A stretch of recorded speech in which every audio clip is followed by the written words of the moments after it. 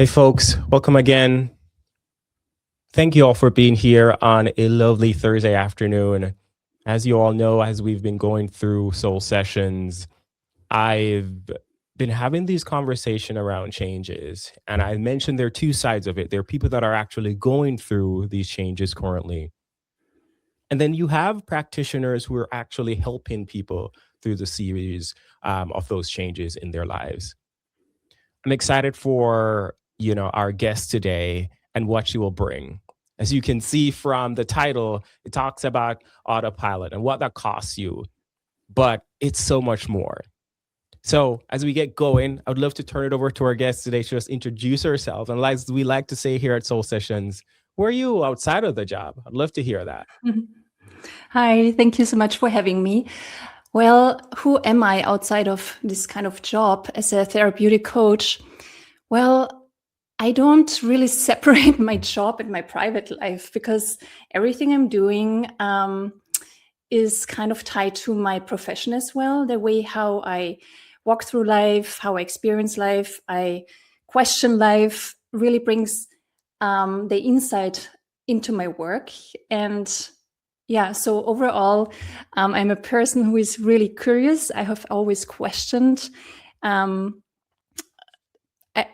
in general, being very curious and questioning things in how the human mind works, why we do what we do, and that's the reason why I got into this field. So, other than that, other than thinking a lot and working on myself, I love to be in nature and outside. Amazing. Is that a part of your background? I'm always curious about. It's interesting hearing the theme of curiosity and about the mind, about human psychology. So it sounds like that's been a theme. But you also mentioned nature. Is that, Yeah. is that where you grew up, or is there a special place, a special memory as you're thinking about nature? Well, nature is, I think, very important because it really helps to ground ourselves, to bring us back to who we are. That's why nature always has been very important to me. And I grew up also in the countryside of Austria. And to talk about my profession and what I'm doing and how I got to working with people, I started my business 5 years ago. But originally, I am actually a social pedagogue and have been working in the mental health field my entire life. And because, as I said, I was always curious to understand how our mind is working and why we do what we are doing. And as a social pedagogue, oh, I lost you. No, I'm still here. Go ahead. Okay. I realized I'm kind of I'm not able to do the work I want to do. That is really truly helping people. That's why I started systemic coaching and continued with educations also in Canada. I moved to Canada some years ago.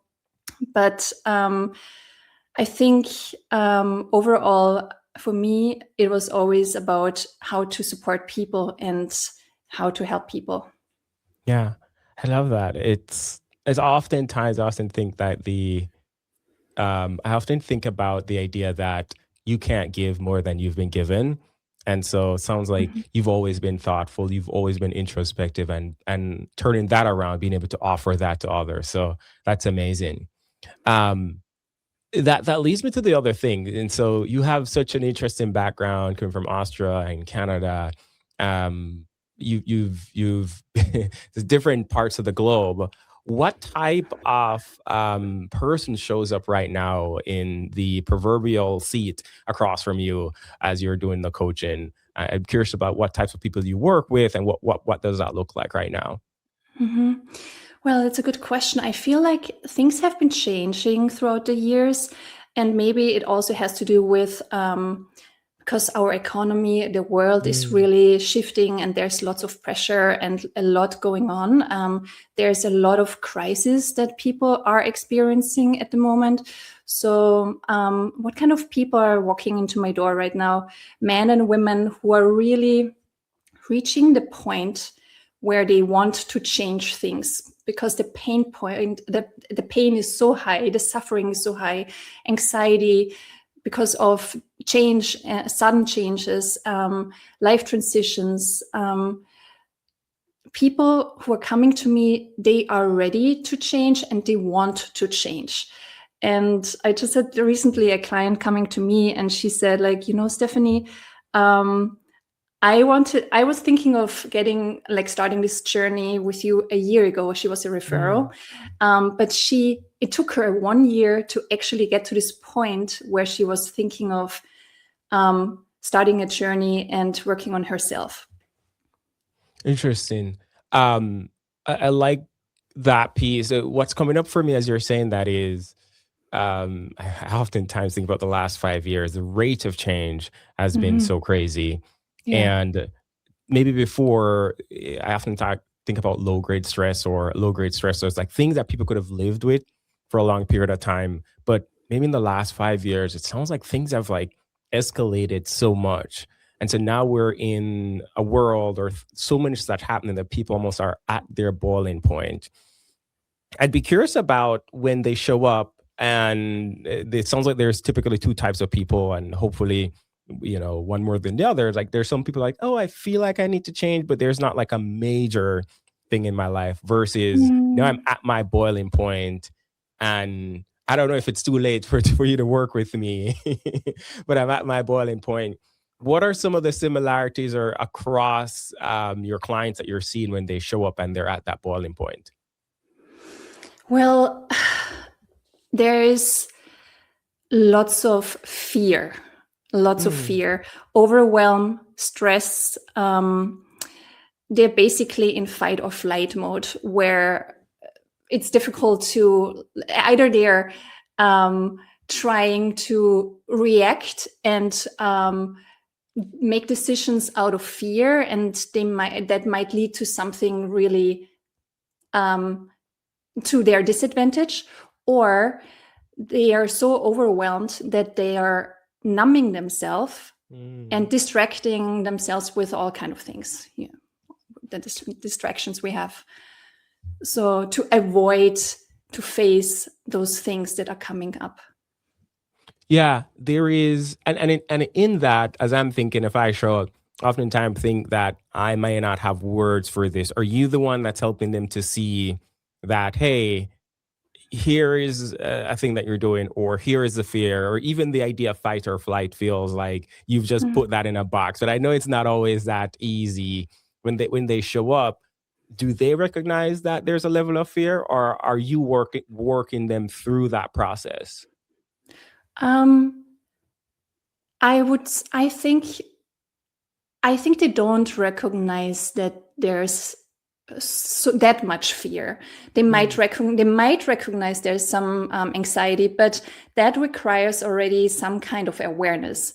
But a lot of people are still on autopilot, where they are not aware of how they are feeling, what's coming up, not connected to their bodies and minds, and that makes it difficult for them to recognize what's actually there. And I can help them through specific questions, guiding them, finding out what it is about. Okay, I love this. And unprompted, so you mentioned there's a couple words that stood out to me: awareness, autopilot. Sounds like you have a system. So I'd love to hear, as I come in, I might have lost my job, or I might be going to be rocky places in my relationship. Walk me through how you're thinking about getting to that person. If there's a process, you can tell me. I don't know if there's like a 5-step process of, awareness, breaking up, but I'd be curious, like, how do you map that mentally of where this client is? Obviously, everyone's different, to where I might want, to get them to. How do you do that? Usually, well, I do have there is a process, I guess, because I have been working my entire life in this field, supporting people, helping people. I've done that from young on. And maybe I'm not always aware of the process behind, because I'm very intuitive as well. And but if I had to name it, for sure, the first step is always um, you have to imagine people coming, their lives are falling apart maybe, or depending how bad it is, but they might be very stressed out. It's really, there's in fight or flight. It's really about calming the nervous system. Okay. So there are lots of emotions, heavy emotions, and most of us have not learned how to actually process emotions, how to go through our emotions. That's why I mentioned earlier, we distract ourselves, we numb ourselves. We are actually not processing what's coming up. So the first step would be, if we are talking about steps, looking at their emotions and also helping them name them, acknowledge them, feel them, because emotions are energy in motion. And if we don't acknowledge them and feel them, this energy is stuck. It gets stuck in our system, and we need to release emotions. We need to release this energy. If we don't release this energy, it's just being suppressed, and more things are coming up, piling up, and that's how also anxiety or depression comes up, like why we feel suddenly so pressured, or we explode out of the blue without any specific reason, because we have not been processing our emotions. So first step would be looking at those emotions, what's there.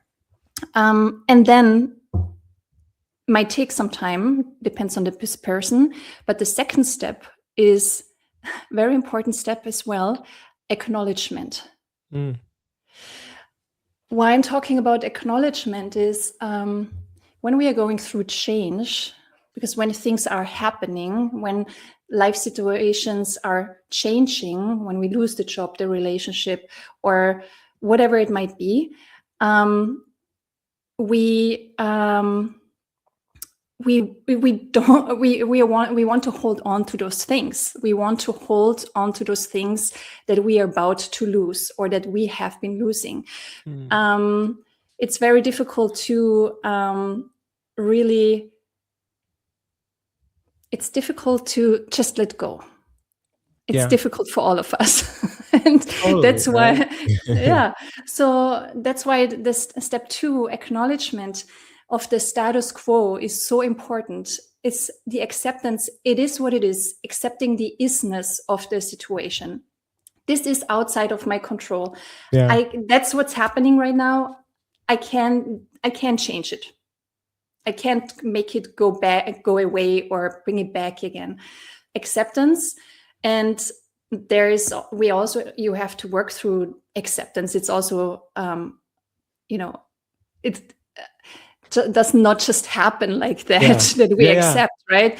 And once we accept, I can help the person find new solutions, because once the emotions are calming, once we accept, we are open to different options. And that's when we are also able to bring in creative ideas and solutions, because change does not always mean it's bad. We think it's bad because it's the unfamiliar. It's scary because we don't know what's going to happen. We are not used to it.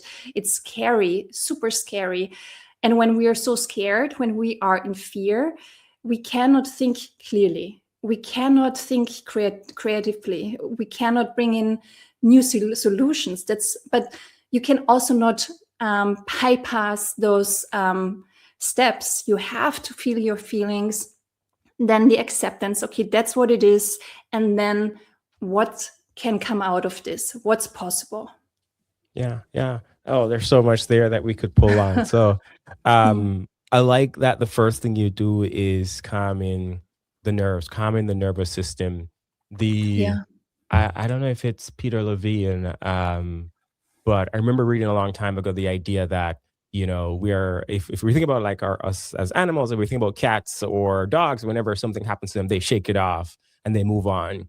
Oftentimes, we as humans, we don't, release the emotions that come. We tend to bottle it up. We think that the best way to deal with it is to bottle it up, to not process it, because we have this notion that emotions are bad, instead of saying, how could I become aware of what's happening in a non-judgmental way. And we want to come to this. It's like, how do I respond instead of react? And so there's a version of what you're sharing is that, okay, I think, oh my God, if so many people get this, I'm like, how do we just process our emotion well?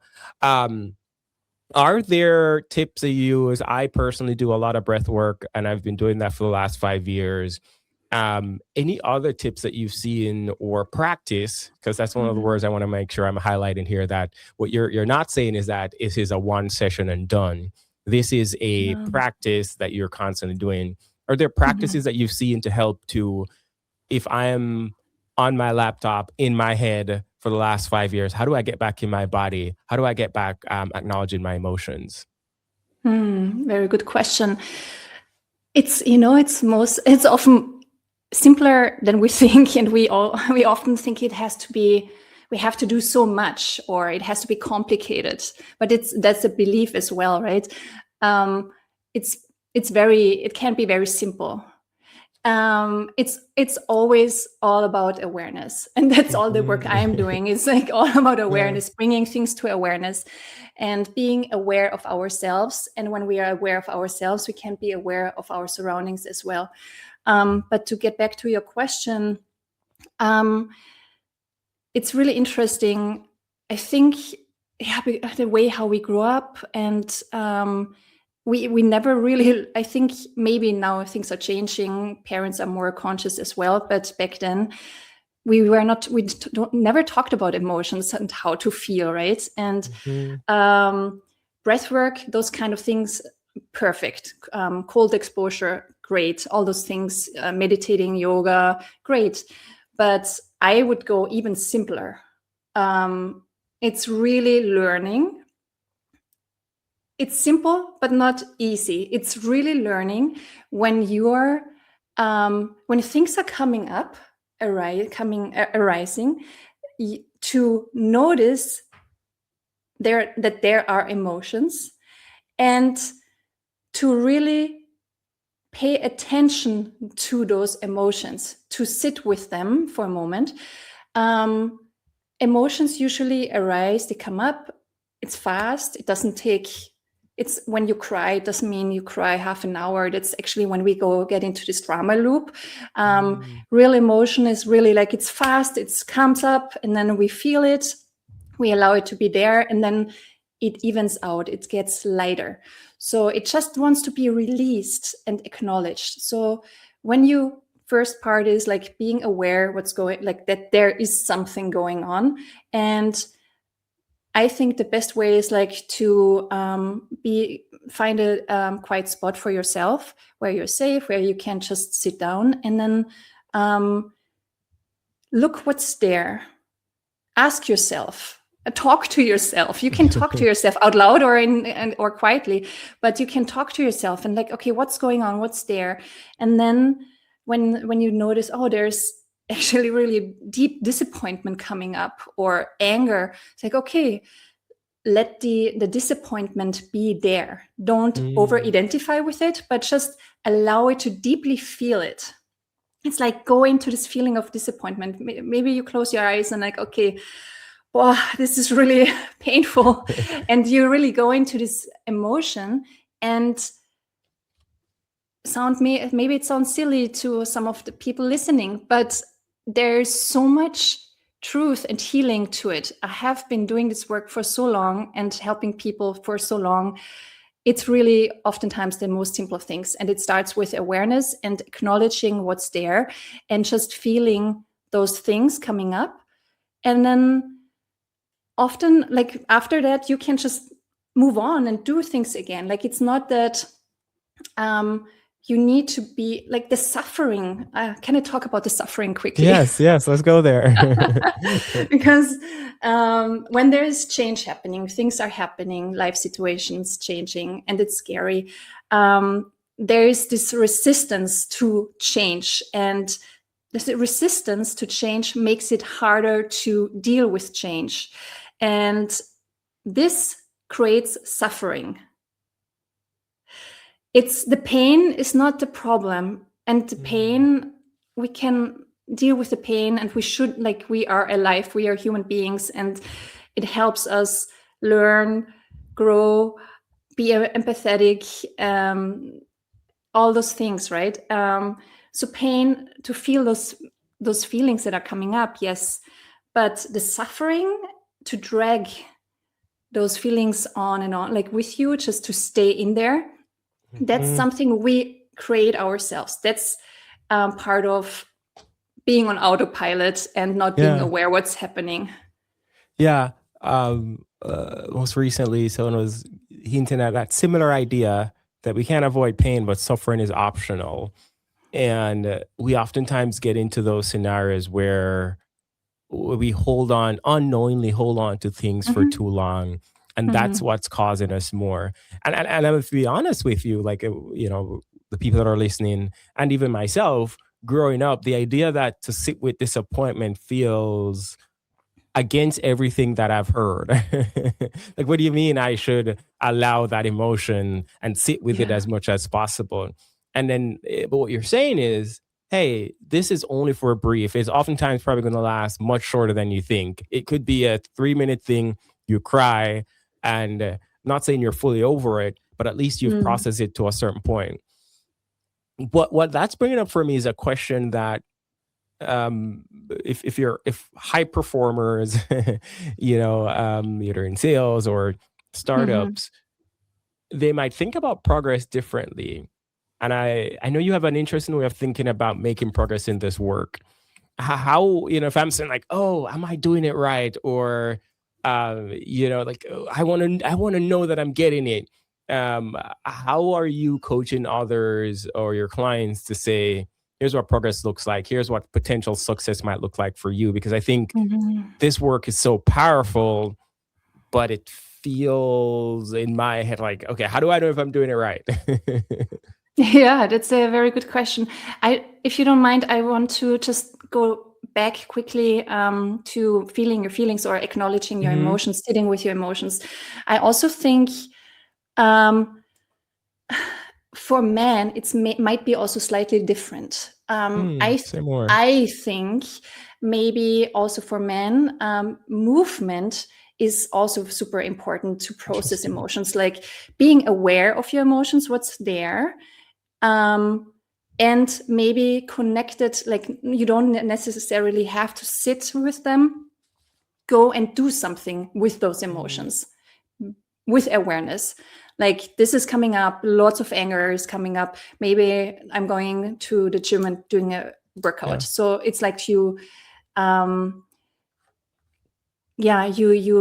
use this energy to move it as well. And I see it in men. It's a little bit different how we are different. And I think my movement might be very beneficial for men, how to process emotions, also for women as well. But maybe for women, it's more like sitting, but not to say that men shouldn't sit, but yeah, totally. And, but to get back to what you said with what does progress look like? I think I like to measure it. Well, when I work with my clients, and especially with clients I've been seeing throughout a long period of time, I'm like a witness, right? I have seen them coming to me and then being on this journey, going through all those things and shifting and changing. If they are committed, of course, I cannot do any magic.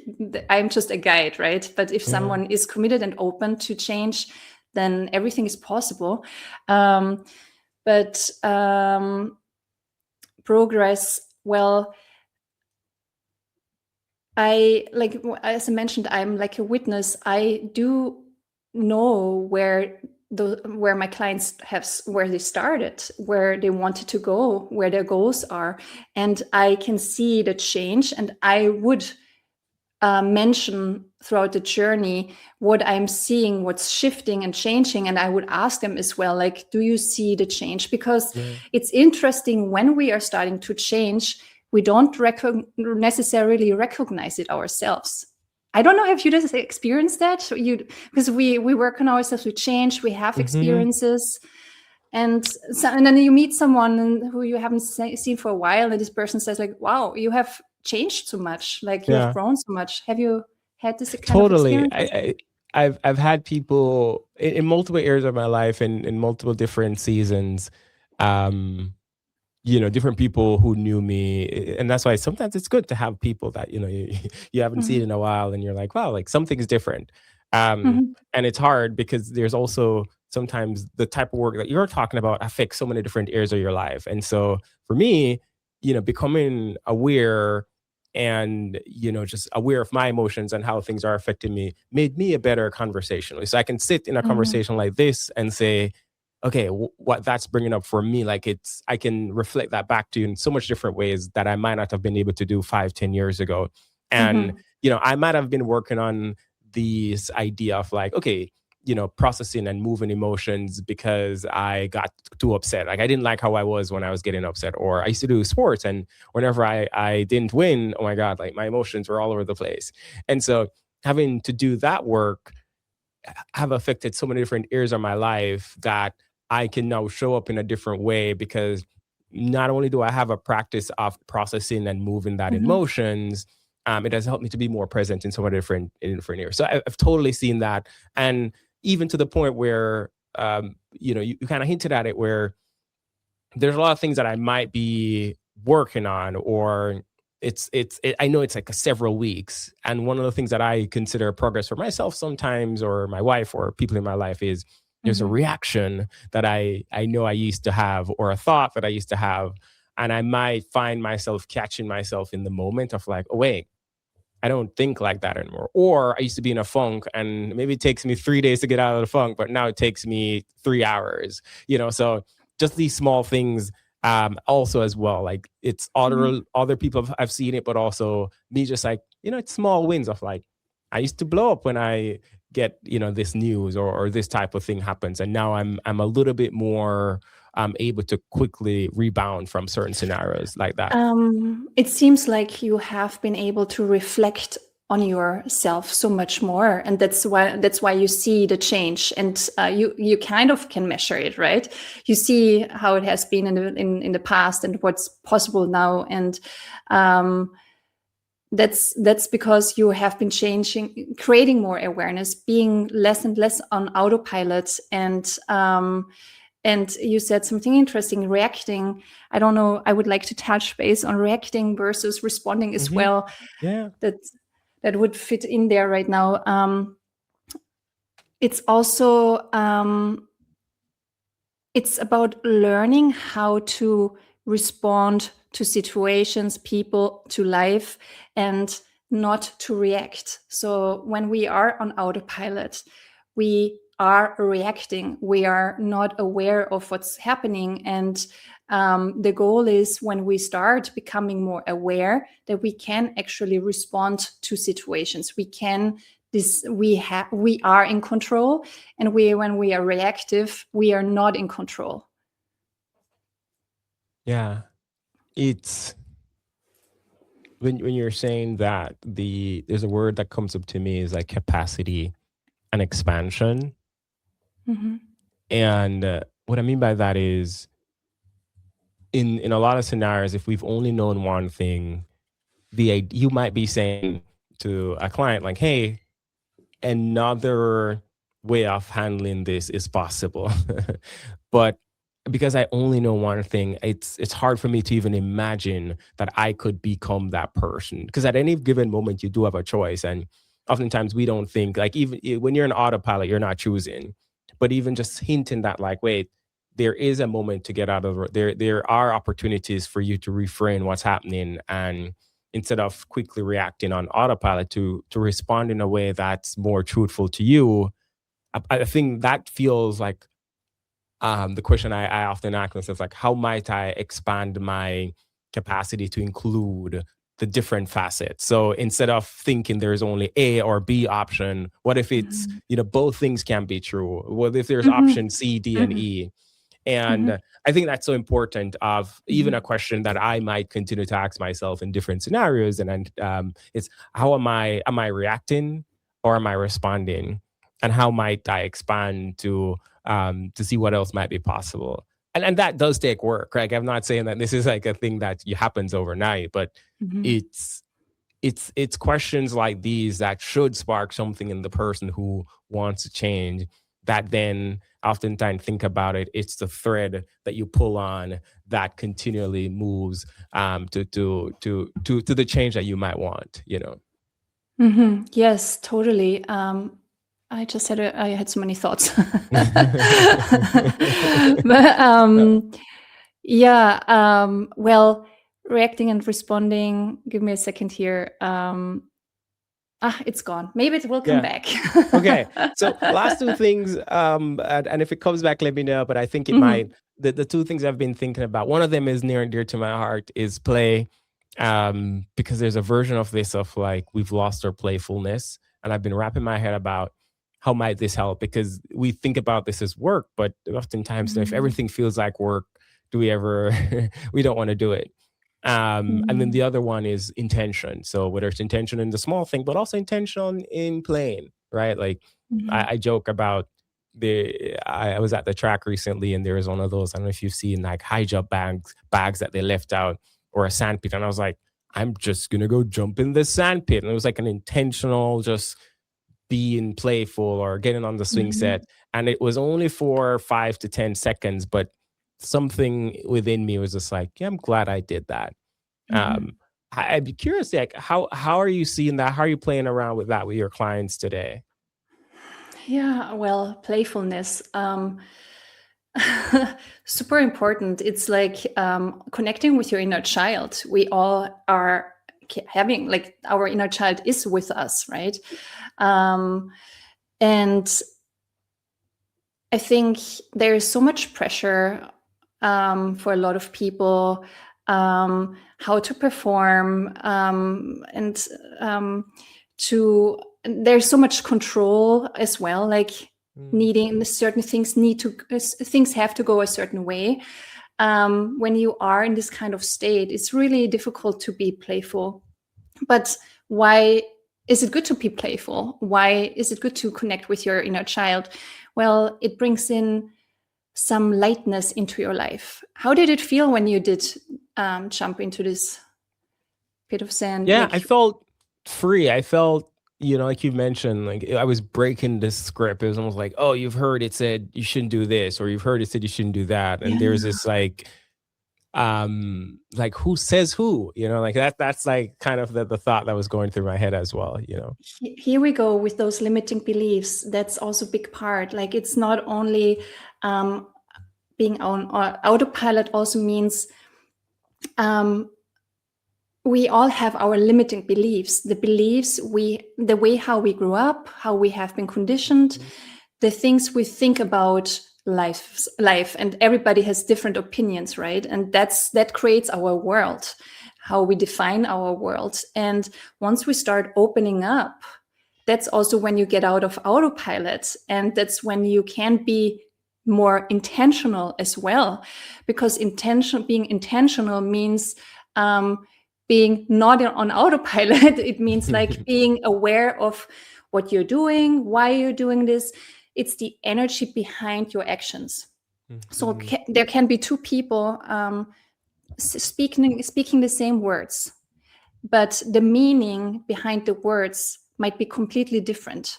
One person speaks those words, and the energy behind the meaning behind it is more like, I need approval so badly, I want to be seen, or manipulation, or whatever it might be. The other person's intention, the energy behind, might be like, oh, I want to connect, I want to be honest, like whatever it might be.